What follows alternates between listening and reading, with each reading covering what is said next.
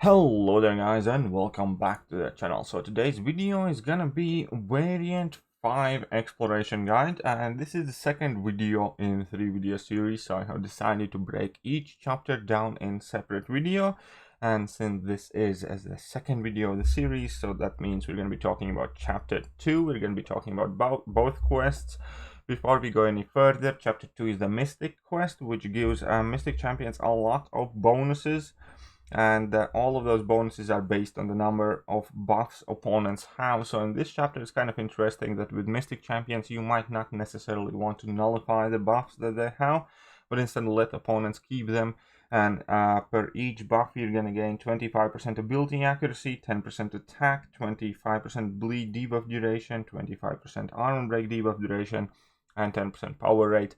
And there are some absolutely incredible interactions with Dr. Voodoo, Man-Thing, Mojo to a degree, Guillotine and Iron Fist were fantastic, as well as obviously our regular Mystic culprits.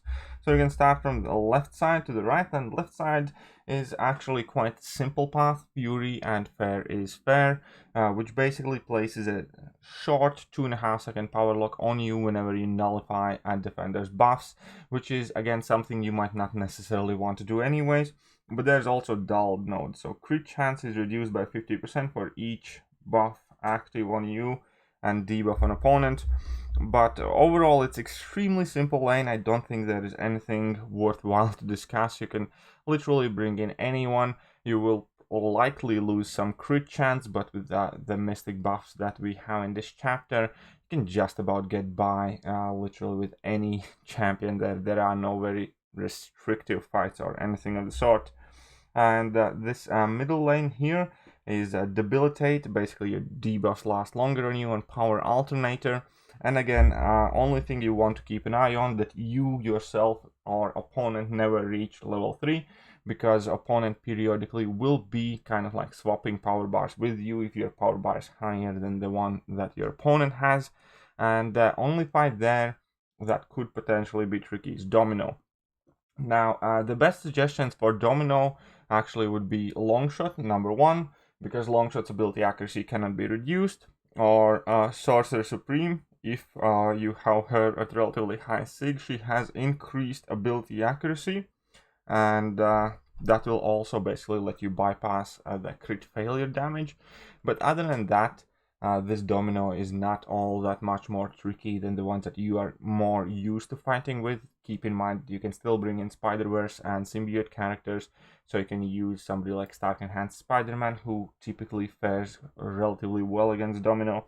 In addition, obviously, you have Dr. Doom or whoever else you have relatively stacked. But yeah, for kind of like the easiest time, I would say it's probably the Longshot that does extremely well in this fight in particular. And then we can move on to possibly the shortest path in the entire quest. That's only 4 fights, and it's also extremely simple. Power Focus 1, Enhanced Special 1, and Aggression Prowess. Power Focus 1 actually is extremely nice node to see in opponents. I absolutely love when I see it on my opponents, because they have significantly reduced power rate as soon as they reach the first bar of power, which means you can maintain extremely aggressive fight. And only fight here to be worried about obviously would be Vision Arcus. And still, since this is a Mystic variant in a Mystic chapter, there's quite literally not too much to worry about in here, because Mystics obviously counter Vision Arcus relatively well. You get rid of those power gains, then he doesn't Cold Snap or armor break you. So Dr. Doom is fantastic, Black Widow Clairvoyant is amazing, Longshot can do absolutely great in this fight, so can many other Mystic champions. Just make sure you have an answer for that Vision Arcus and you're going to be just fine. And now arguably the kind of trickiest path. The node in itself is not hard, it's personal space. It's actually extremely beneficial combined with global node, and can create for some extremely cheesy situations if you let those fury buffs build up on your opponent.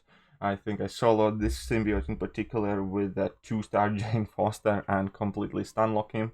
But yeah, now we do need to be careful about Human Torch, and that will obviously require you to bring in somebody else that is not a Mystic. I personally think opted for Carnage and just completely bled this guy to death.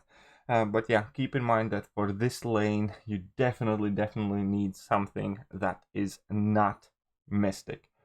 And now we have Mephisto also on this lane, and here you will certainly want that Incinerate immunity. Ideally, you can try and play around with it with whichever champion, just play extremely slowly, carefully, and then it is a tricky fight. To make it more streamlined, kind of easy fight, my personal suggestion and personal champion that I used here was Black Widow Clairvoyant, because she obviously can go Incinerate immune, and it was a very kind of like straightforward fight. Additionally, you can also bring in another Mephisto to counter this Mephisto should you happen to have him. But as I said, you can use a variety of champions, and especially if they have a single hit heavy attacks, then this fight is relatively easy to manage without an Incinerate immune, because he doesn't have any increased power gain or anything of the sorts. So it's a relatively straightforward Mephisto. And am I missing somebody from Mystics that's Incinerate immune? Sorcerer Supreme is again quite good because she has increased energy resistance. But Incinerate immunity, nope, I don't think I am. Maybe, who knows. And Korg, let me know if I missed out on Incinerate immune. And Korg for Mystics is typically quite straightforward, because many Mystics deal energy damage on their base attacks, like Dr. Doom for instance, like Black Widow Clairvoyant. So you can kind of ignore the Korg's Thornback damage, and other than that, I believe by this point, if you are exploring Variant 5, you know very well how to fight Korg, and this is far from the most difficult Korg boss. And now we have Scarlet Witch, and Scarlet Witch is probably the trickiest, the most specific boss that we have in this quest, because you do want to use a poison immune character. Now, you don't necessarily have to, and you can leave the fate up to RNG, but in my personal experience, you do get that poison quite quickly, and that poison is absolutely lethal. So checking the nodes, she has Vivified, that increases her power gain by 100%, but also prevents you from power draining, stealing, and burning her. So keep that in mind. So you can't really use power control as an option here. And with increased power gain, that is something to keep an eye out for. She has Aggression Cruelty, Aggression Prowess, and enhanced special attacks. But it's Scarlet Witch. Typically fighting her is not really the hardest bit. Specials are fairly straightforward, and the fact that you can power drain doesn't change too much, and the fight is typically aggressive enough for you to be able to prevent her from building too many Aggression Prowess or Cruelty stacks. Now the counters here in Mystic class would be Mephisto, once again, Black Widow Clairvoyant, and who else we had that was Poison Immune? I think there was something else that I forgot. Agent Venom can kind of work, again, shrugging off those debuffs. And other than that, another worthwhile suggestion would be Dr. Voodoo with his odd combo. You can reduce Scarlet Witch's ability accuracy. And with the buff that he gets from this chapter, obviously he can gain a lot of extra attack and power rate. And you can probably handle this fight with like a rank 4 Dr. Voodoo if you get somewhat lucky. If you are unlucky, it's probably going to be like a revive or 2 each time you clear her. But another option here would be using Dr. Doom and Symbiote Supreme synergy, which gives Dr. Doom 50% chance to shrug off poison debuffs and a whole bunch of others whenever you enter Aura of Hazaroth. So just entering and exiting the Aura of Hazaroth should theoretically should give you a decent chance to purify these debuffs in case you do not have like Black Widow Clairvoyant, for instance. But yeah, overall, not a hard fight, just a fight that you have to have a counter for. And that would tie it all up for quest number 1 in chapter 2. And let's quickly move on to quest 2. And quest 2 is actually also extremely straightforward, because we still have the same Mystic Global buff, so Dr. Voodoo and a bunch of other Mystics are actually quite OP. And we're going to start with the left lane here. We have Adaptive and Recharge. So Recharge is always kind of welcome lane. You can use and abuse it with many different champions, especially because opponent will not be gaining any power really. and you can just go super aggressive. It's also worth noting that passive power gaining abilities work. So for instance, Mystic Dispersion will work when you will be nullifying the buffs opponents get from adaptive, so on and so forth. So you have a very quick way how to kind of like outpace opponents' power gain. My personal kind of like guilty pleasure for this lane was just using Carnage and absolutely wrecking opponents in corner, because Carnage's passive power gain works. I could heavy attack and place a whole load of bleeds on them, but you can literally use just about anyone, because again, the lane opponents are not really the hardest ones. Magneto's level 2 can be somewhat iffy to evade, and Ultron's evade can be somewhat annoying, but yeah, it's a very straightforward, very simple path. And the second path here is exactly the same set of nodes. So again, it's a very simple left side of the quest. Both of these lanes are very quick, very easy, very enjoyable as well, if I may add. So absolutely nothing to worry about there. And then we have this Aspect of Evolution and Bleed Vulnerability lane, which is super easy, especially if you like to have a bit of fun with like Guillotine or any other bleed champion. Again, I think I used Carnage here for most. I know it's not a Mystic champion, so he didn't gain the buff from this chapter, but it was just a whole lot of fun. It's really not that difficult. Just pick any champion that can enter this quest and has bleeds like Venom, Carnage, Guillotine, and I'm sure there are a bunch more like Symbiote Supreme. And only tricky opponent on this lane would be Nightcrawler. And against Nightcrawler, actually the best champion to deal with him would once more be Sorcerer Supreme, because Sorcerer Supreme has access to slow. You don't need to even land that special attack, but if you had to, you can still just parry him and then land that slow, and you can maintain that slow for the duration of entire fight. Additionally, also Spider-Gwen or Stealth Suit Spider-Man have access to slow debuffs. Stealth Suit Spidey might be a bit trickier to apply. Spider-Gwen should be absolutely simple and easy. But yeah, nothing kind of like too crazy on this Nightcrawler. Just have a counter if you do not feel comfortable switching his stances without some sort of assistance. And that is about it for that lane. Moving on to the right side, we have this lane, which I personally find kind of like super easy. One of the easiest lanes here as well. This entire quest is actually very enjoyable and easy. And it's Arc Overlord, Optimist, and Pessimist. So Optimist and Pessimist nodes I typically kind of ignore. In my mind, they're like much of nothing nodes, because they don't really alter the fight in any realistic way. And Arc Overlord is is actually a very enjoyable node to use for Mystic champions, because yes, opponents get that armor buff and opponents get that healing buff, but you are likely to going to be using a whole bunch of Mystic champions here. So that means it just gives you food for your nullify abilities, it gives you food for Mystic Dispersion, lets you spam your special attacks quicker, and if anything, it just makes Mystic champions more powerful than, yeah, if you were to fight this fight without any nodes at all. And then we have Mr. Sinister. And Mr. Sinister obviously can be a bit finicky, can be a bit tricky to deal with. There are no real kind of like perfect counters to this guy. The thing that you have to be careful, obviously, is that Mr. Sinister is potentially able to throw back all of those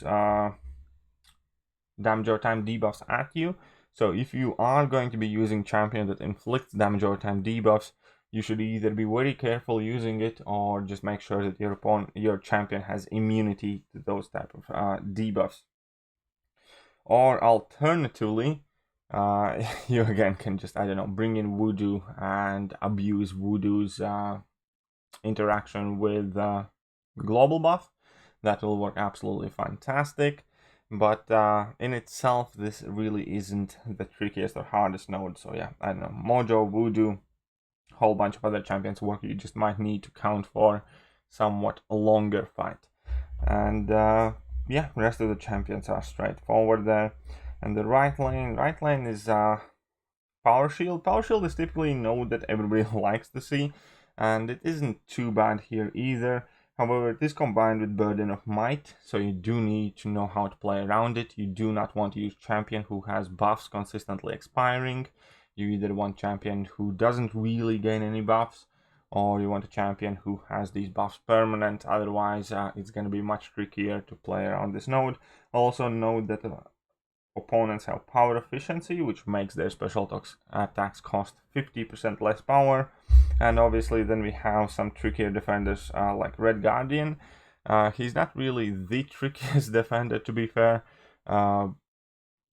Just remember that you shouldn't hit randomly his block, and then you're not going to get stunned and you're going to be pretty much fine. And then we have Nick Fury and Gladiator Hulk. Now with Nick Fury, it's going to be trickier for second phase, as it always is, especially since you can't bring in a mutant champion, so you're going to have to know how to play around Nick Fury's second phase and when to try and push him to level 2, or when to try and land some parry, or just make sure that you do not get stuck on him being unblockable. Some awesome options here. Again, I personally had loads of fun with Carnage. Longshot will do absolutely fantastic for many fights, because obviously power shield plus Longshot's insane damage is crazy good time. Dr. Doom and the rest of your regular suspects will do just fine, especially if empowered by the global node or Mystic Dispersion. So yeah, it's not that bad. Just keep in mind that opponents have 50% reduced power cost for special attacks. And that just leaves with the final boss. And final boss has aspect of evolution, Burden Might, bleed vulnerability, and arc overload, and adaptive. And it's simple. She might be possibly the most straightforward, easy boss, because obviously she has no immunities, so you can parry stun her as you wish. The only kind of really troublesome part here is the aspect of evolution. That means the longer the fight goes, the less likely you are going to crit, and the harder they are going to hit through your block. But in combination with bleed vulnerability, again, you have Guillotine, you have Carnage, or you can just use literally any single champion. There is a quick note that you can evade Storm's level 1 in a manner where you do not trigger dexterity. If you do dash away initially quick enough as she is lifting up in the air, and then just stick to the side of the screen, you will be able to kind of like evade and outrange that special one without triggering dexterity, therefore not triggering Burden of Might and maintaining your power. But yeah, that is a very simple, straightforward fight. Not much to stress about here. It's just a storm, basically. And that will wrap it up for chapter 2. I will try my best to release chapter 3 video either tomorrow or day after. We'll see how my schedule looks like, but I hope you guys enjoyed the video. If you did, then hit that like button, hit that sub button, hit all the buttons, and I'm gonna catch you guys soon. See ya!